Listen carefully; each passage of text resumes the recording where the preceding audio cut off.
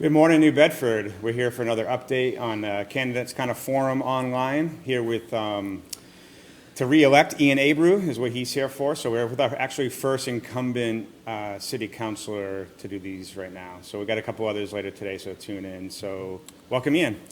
Good morning, Mike. Thanks for having me as always, and good morning to everyone watching and listening to this program today. But again, it's an honor for me to be here, and thank you for the invite. So I just want to. You're the first one that's actually running for re-election that we've had in here. So instead of asking why you're running, so why are you running for re-election? And tell me what have you done so far since you've been elected? Well, again, once again, thank you for having me. But I'm running on sort of the platform of unfinished business. There's a lot that we have to continue to keep the momentum going here in the city of New Bedford. I've been very proud of my track record over the last 4 years on the council, whether it's been voting for to tighten the problem property ordinance and holding absentee property owners accountable. You look at my record, I've been responsible over the last term in general, not even the last 4 years, the last 2 years, for over 50 property code violations or lien and cleans or sightings of properties. So you look at my record in holding absentee property owners and landlords accountable, no one is more aggressive than me. Whether it's making sure that new industry comes into New Bedford, that we're attracting good paying jobs, good employers here into this community. That's always been at the forefront of my agenda, whether it's been through cutting edge cannabis or cutting edge IoT, information technology, MIS, farmers markets, new and innovative programming here in the city. I've been in the forefront of a lot of that fight. And of course, constituent service continues to remain a vital part of what I do.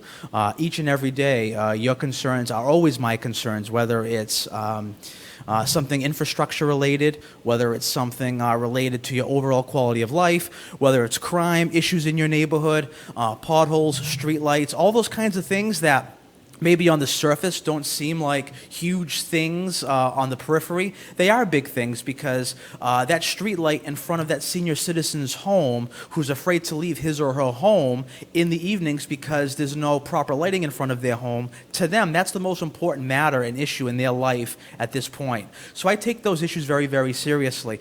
Co-sponsoring one of the most strict and comprehensive wage theft ordinances here in the city with Councilor Dunn and a few others to support our middle class and working families here in New Bedford so that no companies coming into New Bedford are partaking in any type of nefarious wage theft type of grievances. So I'm very proud of my record. I think anyone who's watching here and who knows me knows that I'm only, it seems like a Facebook tag away from solving a problem. But I'm happy to do it. And, if I'm not able to get you the answer that you need right away, I think most people will agree that I'll connect you to the right department head or the right individual to get you the answer that you need. So I'm running on unfinished business. There's a lot that we have to see through. My record speaks for itself. So if you have a question, go ahead and throw it in the comment section. We'll ask Ian. So we'll go on. I like to do some of the personal stuff first. So you're married, right, with one child? I'm married to my wife, Samantha. We've been married since April 28, 2012, and we have a daughter. Her name is Adria. She was born in April of 2016. She's 3 years old, so one child, and we live in the south end of New Bedford on the peninsula. And your job is at the chamber, right? My day-to-day job, yes. So I work as the business development manager at the South Coast Chamber, soon to be the One South Coast Chamber. We're in the process of merging with the Bristol County, formerly the Fall River Chamber of Commerce. So that's going to be exciting for business development in the area and for what that means for small business growth, how we can help folks network, build their books of business, and to really grow and expand their business. Exciting stuff for the region when it comes to economic development, for sure. You've been at the city council for a while. So how do you define the role of the city council compared to other parts of the government for the city? Well, I could give you the textbook answer that under Plan B, the council passes ordinances and we file motions and we vote on the budget and set the tax rate, which is all true, but that's the nuts and bolts of what we do. But I think the real important thing about what we do is being visible in the communities, day in, day out, being your voice at City Hall when you don't have a voice or you don't feel like you do.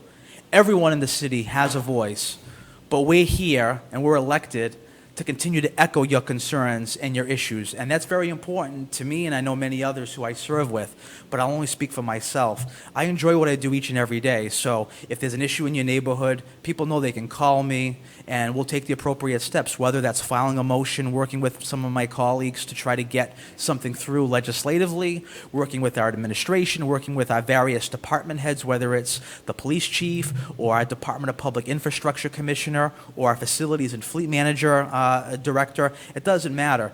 If you have an issue in the city of New Bedford, the role of a city councilor is to help bring you some ease into your life and some relaxation. You know, you're a constituent of ours, you're a resident of the city, and it's very important that we give you the best service that we can because you are a taxpayer.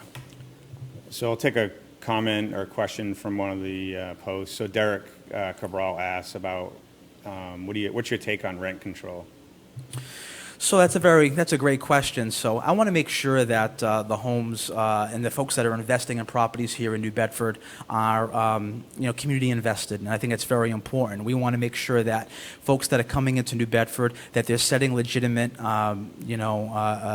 housing rates and monthly rents and leasing for folks who can afford it here in our city. I don't ever want to price ourselves out of the New Bedford market for our constituents. The people who live here, the people who have been paying taxes and who have made up this community for a long time, we want to make sure that if we do bring in market rate housing, that it's somewhat affordable. That's very important to me. I want to make sure that if we do bring in market rate housing into the neighborhoods, it has to dovetail into the fabric of the neighborhoods. It's very important to me. So I'll jump down to one of the last questions we usually ask because it falls into this, but public housing. So there's thousands of families on a waiting list for New Bedford public housing. Yep. Would you be for status quo, adding more, reducing? Well, I think that, first of all, that's more of a state and a federal issue. I think that system needs to be revamped, clearly, because I receive calls all the time from individuals who are on a list, and they've been on a list for a very long time. And a city councilor or a mayor, a municipal official, their role is somewhat limited in that. So, if the opportunity presents itself to create more public housing to help folks in need, I would certainly be interested in looking into it. I want to make sure, though, we're also developing market rate housing, continuing to work on projects like mill conversion. We've talked about it. I'm a big supporter of mill conversion projects, whether it's for biotech, whether it's for incubation for small business, studio apartments, studio and galleries for artists. That's very important as well. So that's one piece of it, but it has to be a part of a much larger agenda collectively throughout the entire city. So I'm going to do something I haven't done yet, and this is a I'm your first non-paid one. advertisement. Yeah, so the baker downtown, coffee. I got the croissant, lemon and raspberry croissant. So they're not paying for this. I'm just telling you, go down there. It's amazing down there. Hopefully you can get parking there. Because you work downtown, obviously, and is what's like some of your favorite places downtown? Oh, boy, as a politician, you're asking me to pick my favorite restaurants downtown. Well, where's the last place you went to lunch? Lunch downtown was probably Celia's. Celia's. That way it's not a favorite. Yeah. It's just where you I like Celia's. Obviously, I love my Rose Alley for the wings. I love the baker for their linguiça cheese roll, by the way, completely on point. If you like a good linguiça cheese roll, I mean, sometimes you get them and you get some cheese, some bread, no linguiça. I don't know how Brandon does it. There's linguiça and cheese in every single bite. He didn't pay me for that either, by the way, but No, it's true. all He got about, what, $1,000 worth of plugs right now? I'd say, Yeah, right? probably, right. By Mike's advertising rates, right? That's cheaper than that. I know, very affordable rates, guys. I'm just teasing. Yeah. So another question, back to politics. If you get reelected, so we're in 2019, right? So what is 2020 priorities for you? Well, there's a couple of things. I think I'd like to obviously work on looking at some of our charter and discussing some of the points within our charter. I'm not so sure. I think some of my colleagues may agree there may be a discussion to be had about running for two offices at the same time. I'm not sure that that's something that is in the best interest of the city, in my personal opinion.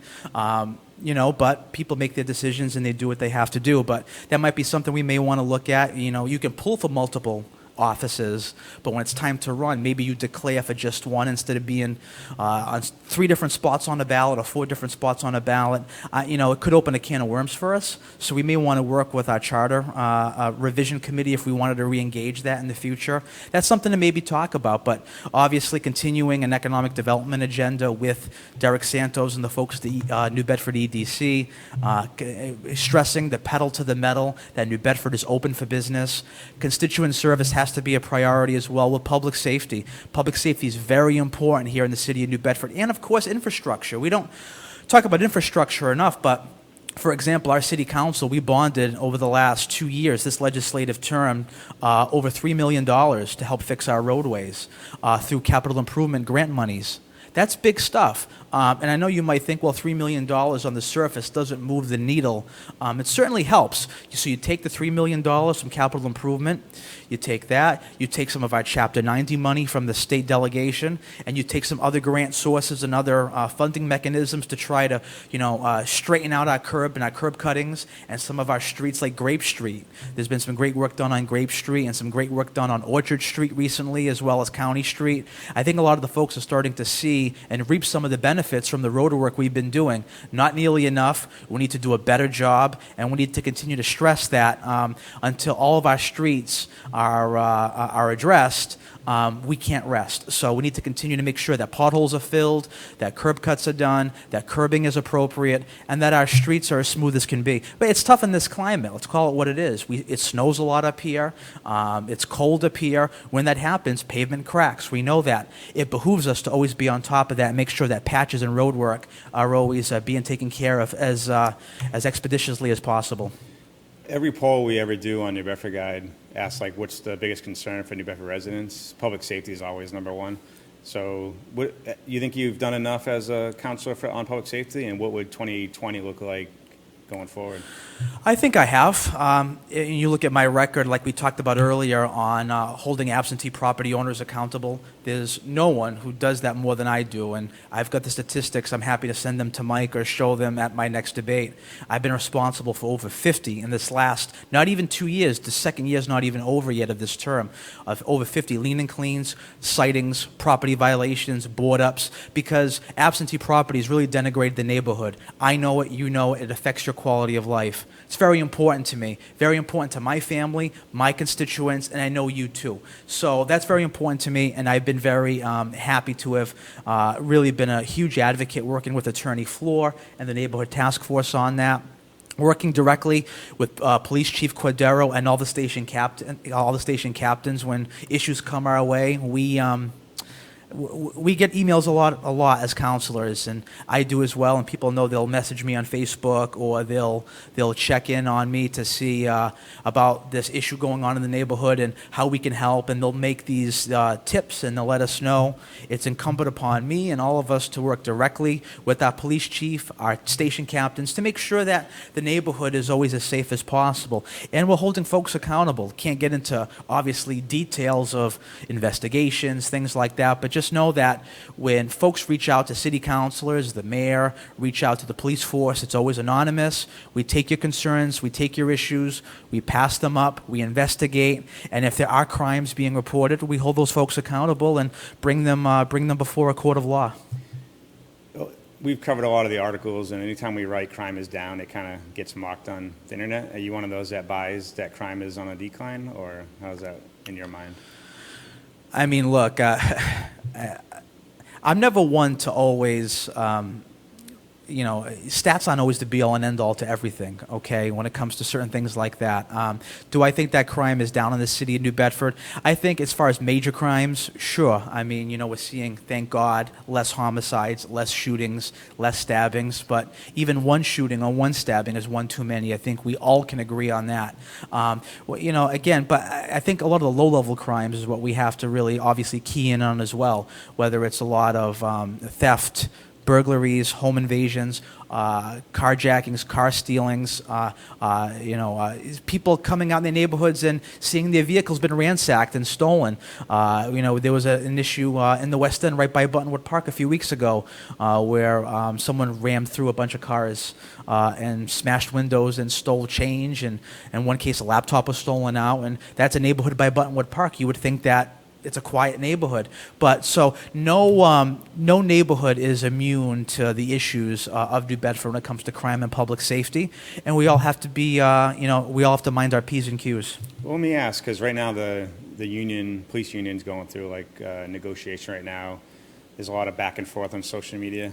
What are you hearing on that? Is it something that's going to be concluded soon, or what's going on exactly? Well, I hope so. I urge both sides to bargain in good faith, and I know our police force obviously is doing a great job, and I know that our union has strong representation, and I know the mayor and his team, they're making their positions as well. I think it behooves everyone, not only in the police force, but the morale in general amongst the city employees to get a contract done and get it done as quickly as possible. It's very important. These folks, whether it's police officers, firefighters, I mean, look, folks, it's not a talking point, it's the truth. They put their lives on the line every single day. They're looking for a contract, and I know they're negotiating in the best and bargaining in the best of faith for them and for their brethren, and it's good to see. I mean, that's what they're there for. They're there to get the best deal possible for their brothers and sisters. So I'm continuing to kind of sit back and see how it all plays out. Obviously, it's between the administration and the solicitors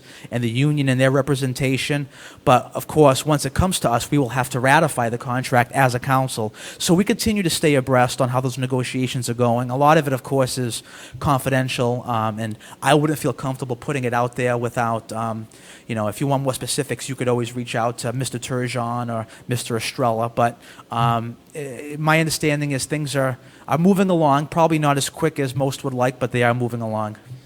All right, we'll move on to economic development. Obviously, economy affects crime and everything around us. The city of New Bedford's median income is basically half the state average. It's been like that forever. New Bedford has the number one fishing industry in America, but it's still the same family income as, say, like Fall River. So what's the plan to bring higher paying jobs to the city of New Bedford? Well, we need to continue, and this is not a knock on the folks of the NBEDC. I think they do tremendous work, and it's the truth. I really believe that. In my opinion, I think we need to always be advocating for diversification of our economic development portfolio. Offshore wind is great, so is biotech, but we need to continue to make sure that we're talking about mill conversion projects. I'll continue to hammer that home. You look at, for example, you go to Pawtucket, and there's another plug, and I'm not trying to plug somebody who doesn't advertise on this program, but you look at like the Artist Village in Pawtucket, go check it out. It's a mill similar to the one we're in today here on Purchase Street, completely gutted, completely converted by the folks over at Urban Smart Growth. Check them out. They're based out of California. And what they're doing is they're taking mills, they're investing significant capital, they're working with local, state, and municipal partners, and they're creating studio space for artists and galleries. They're creating restaurant opportunities and great economic development booms here in the city. We're seeing it here at the Kilburn Mill, for example. They're doing fantastic work. They're bringing comedians. They're in the process of opening a restaurant, a cafe. They have boxing nights up on the top floor. Those kinds of things are wonderful. We need to continue to try to promote those initiatives. Urban Smart Growth came out here last year, and they were looking at some of our inventory, and they were interested. We need to continue to make sure that they know that we're interested, because we've got buildings such as old mills that are sitting barren, not on the tax rolls. We need to put those back on the tax rolls, create jobs. That's very important to me. I've been talking about that for years, as well as eating healthy, dining healthy, drinking healthy. It's no secret that I've been leading on the forefront of Aldi, trying to bring an Aldi to New Bedford. Aldi, we filed a motion. They came out. They looked at some areas on Kings Highway. It just wasn't in the cards for them at that point. They found a location in Fall River, and God bless them. We're still making the case for them to come to New Bedford, but also I filed a motion a few weeks ago with Councilor Giester of Ward 2 and Councilor Lima of Ward 5. It passed unanimously to look at some areas in our lower north end, like in Ward 2, like where the 7-Eleven was, for example, that, again, sitting there, barren, talking about urban greens, the Urban Greens Initiative out of Providence. Check that out. It's a locally sourced market where folks can go and they can buy foods and dairy products and meats and fish and vegetables, all from locally harvested and sourced farms and markets all throughout the region, promoting eating healthy. And what's cool about it is it's a membership-based grocery store where you pay yearly dues, but by being a member of the grocery store, the way the corporate model is set up, you're actually an owner and a voting member in the policies and procedures of the company. So now we're talking about community empowerment, we're talking about economic development, we're talking about eating and drinking healthy here in the city. It's all synergized in together, I feel, to your point about public safety and about just overall mental and physical health and wellness, job creation, stimulating the economy. It all has to come in to full circle. And I you know, you got a 7-Eleven on Acushnet Avenue sitting there, barren, empty. How beautiful would it be to have a nice farmer's market inside there? It's already built out. It'll need a little bit of rehab in the space, but think about that. It already has the parking. It has the infrastructure. Think of what that would do for a neighborhood like over there on Coffin Avenue. But I think when you bring up Aldi and farmer's market, but I don't think those are like high-paying jobs, would they?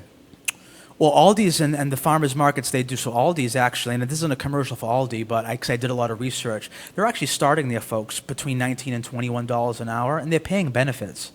And that's key.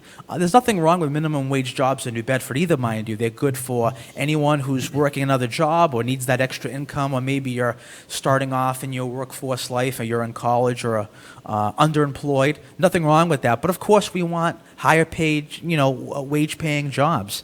Whether it's $15 an hour or above. But even $15 an hour, the studies have proven that doesn't knock anybody above the poverty line either. So the fight for 15 is great, but we need to talk about even higher than that.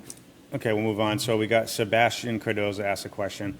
What's going to happen to New Bedford when the train rolls in? And his biggest concern is that people like in Boston College will move down to New Bedford for cheaper rents, but the rents will go up because they're, some of the landlords will charge a higher rent with, more demand for that limited housing supply we have.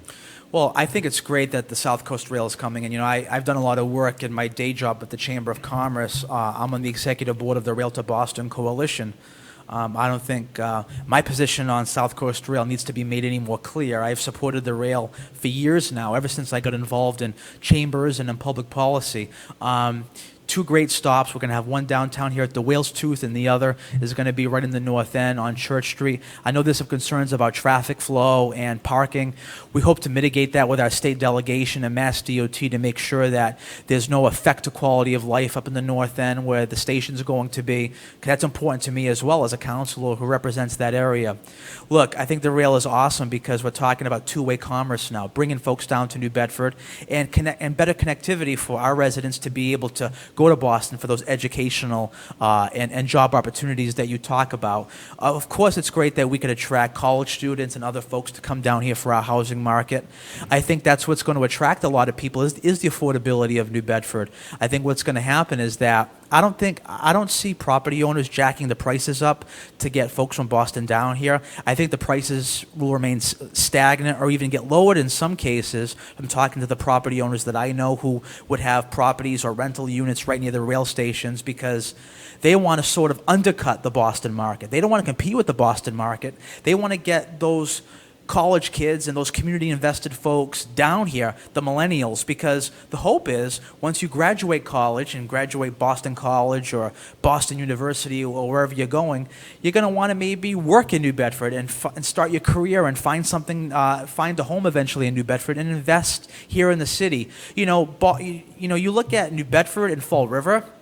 We are the two most major metropolitan cities and urban gateway cities in the entire Commonwealth, 50 miles out of Boston, that has no major rail access. That's a big problem. We've been disproportionately affected by no rail to the capital when you talk about economic opportunities, educational opportunities, and healthcare opportunities. It's a big problem. I'm glad we're finally getting it. 2022 is the date. It's been set, folks. It's going to happen. It's not a pie in the sky. The permits are secured. The money's been bonded. I can assure you all it's finally going to happen. This isn't Governor Weld 1991. You can sue me if you don't get it. This time it's for real. Trust me. So we'll move on to a few more questions here. Something that's been, I've seen a lot of complaint on social media lately is the residency waivers the city council approves. So the mayor, finds someone outside the city that he feels is most qualified. He sends it to the city council for approval. Do you think the city does its due diligence getting the New Bedford residents to actually apply for these jobs? And then are you happy with the residency waivers that have been getting approved lately? I think the taxpayers of New Bedford deserve the best, brightest, most qualified and competent for every position we fill in the city of New Bedford. Should there be preference to somebody of equal qualifications to a New Bedford resident? Absolutely, and I've been saying that since day one. However, if nobody from New Bedford applies for a position, or if somebody from New Bedford maybe does apply for a position and is grossly underqualified, they shouldn't be given the job because they come from New Bedford. That's my opinion. I feel the taxpayers deserve, again, the best and brightest at those positions. So we need to work on a mechanism.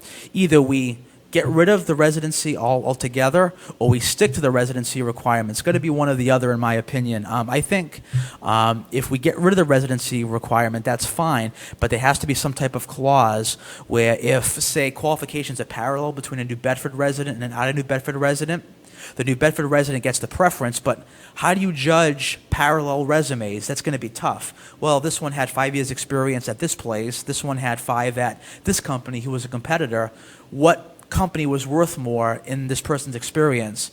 So that could be an issue too. We're going to have to vet that out next year for sure. But I looked at the budget the last couple of years, and the human resource department for the city, it's like in the hundreds of dollars a year to actually market some of these jobs. Doesn't seem like there's a lot of push out there. Well, I guess that's why we should market on New Bedford Guide then, correct? Yeah, well, we post the city jobs for free. People don't Yeah. know that. We actually don't take a penny, and we've been posting them probably for like 8 years. But it seems like maybe the push isn't out there. It's hard to push jobs out. We'll move to the next question now, Yeah. so we can get on to the rest. Yep. So marijuana, obviously that's a big thing. We just got 3 of the host city agreements from the mayor. Yep. What do you say to those that kind of say that we've been too slow in the city of New Bedford to get these approved? I think the process has been fantastic. I think you look at what's happened up the road in Fall River, and you look at what's happening here. The process has been on point. It may have been a little bit slow, a little bit delayed in some people's opinions, but we've had public hearings. We had our ordinance committee public hearings. We've had planning board hearings. We had folks to kind of weigh in and give their opinions of cannabis and where we're at as a city. People have said that our zoning has been a little too restrictive. It's been restrictive in some ways, sure, but you look at what ended up happening in our first round. We got 3 quality applicants that came forward with tremendous business plans, and the special committee on cannabis, which I actually chair, we approved 3 agreements yesterday. Mm-hmm. So that's going to go to the mayor once it gets out of the full council on Thursday for final ratification, and then we'll go forward.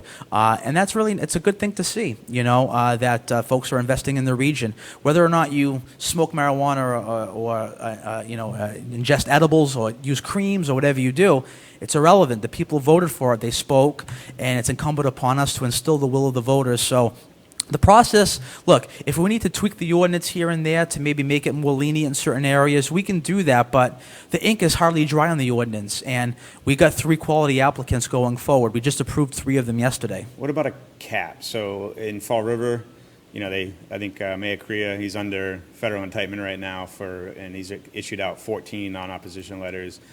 They got a few already opened up.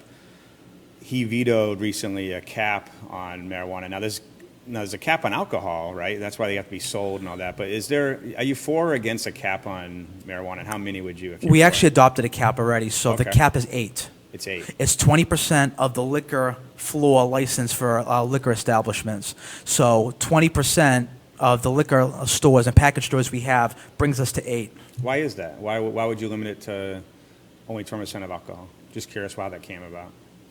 Well, that was presented to us from the mayor, and we didn't see any, debate on that. You got to remember, whether there's 8 dispensaries or whether there's 40 in the city, the money still gets divided out the same to the community. The money's still the same. It's 3% on gross revenues back to the city, 3% sales tax. So whether it's divvied out amongst 8 or 30, the money is still the same. In fact, if you oversaturate the market, maybe more people would be closing up, and there'd be, a lot of undercutting going on. So if you keep it at 8, maybe you're going to get 8 quality candidates and 8 quality businesses who are going to do right by the community. But in the future, you never say never. If we have to amend that and open that up, we'll take a look in the future. Okay, we'll do a final question. We'll talk about property taxes. So the city council lowered the rate, but then I think the city average resident got, $220 increase in their property taxes. That keeps going up, and I know a lot of it is due to the non-discretionary spending in the budget that keeps going up with the health insurance, I know, is a big thing, and pensions is a big thing as well. Is there room to actually have that the city council could do to actually either keep property taxes as is, or even reduce it? Well, I want to tell the residents watching, any candidate for public office that comes on this program or any radio station or newspaper interview and says they're going to lower your taxes, that is an outright lie. Okay, so I want that to be on the record right now. That's not going to happen. So just be wary of anyone who promised to lower your taxes. Be wary of that. What we can do is we can hold the line on spending, and we can bring in more revenue to offset some of our costs. This is where economic development plays a huge role. Again, bringing in more revenue through whether it's through offshore wind, other industries coming into New Bedford. We did vote to lower the rate. You're correct. But the economy is doing well nationally. When the economy does well, what happens to your property values? They skyrocket. So we voted to lower your rate, but your assessed value from our assessors, they value your properties at a higher rate. That's why you ended up paying more, me included, my family included too. So I wasn't happy with paying. My wife and I were paying, $400 more this calendar year on the taxes. That's money that could have gone to the Disney trip that my daughter's been hounding me on, you know what I mean, or doing something. So, but I'm happy to continue to keep up the fight, to bring in the revenue, to try to offset some costs and hold the line on spending. You got to remember, we have budget cuts, and we try our best. We cut over $1 million out of the budget this year. So we cut over $1 million, and even that, the budget is so bare bones, believe it or not. You got to remember, folks, 75% of our budget is made up of pensions and health care, charter school reimbursements, and employee costs associated with pensions and health care. So when you look at all of that, which is mandated by the state and federal government, we can only touch 25%. So of that 25% that we can lower and take off the rolls, where were we looking to cut? I don't want to take more cops off the streets. I don't want to take more firefighters off the streets and create more blackouts. I don't want to take more, teachers out of our classrooms, or give less technology in our classrooms to our teachers and our educators. I don't want to take less resources away from them. I don't want to take away from the folks at our Department of Infrastructure, the people who are plowing our streets and fixing our potholes and fixing the water mains when they burst. So when you look at it, where are you cutting from? That's the problem. You got to try to finagle some ways to figure out departments to cut from. It is very tough, though. Just to say cuts across the board, it's easier said than done. It's a tough business for sure. All right, we'll end with this. So where can people find you? Website, social media? Sure. People can find me on Facebook. Just search Ian Abreu. You can find my page, both my personal and my campaign. My website is ianabreu.com. And thank you all for watching. And thank you to Mike for having me. And I ask for your vote next Tuesday, October 1st. I'm on the preliminary ballot. I'm first on the ballot. And then again on November 5th. I'm sure we'll be back again before November 5th in some way, shape, or form. But if this is my last opportunity for a while on this program, I thank you all for the opportunity to serve you. It's been the professional honor of my life, believe me, and I take it as an extreme honor each and every day. And I look forward to seeing you all at the polls on next Tuesday, October 1st. All right, so October 1st, get out. Doesn't matter if you vote for Ian or not. Get out there and vote. don't complain on social media if you're not voting. Just make sure you get out October 1st, then again on November 5th, get out and vote. Thanks for coming in, Ian. Thank you, Mike.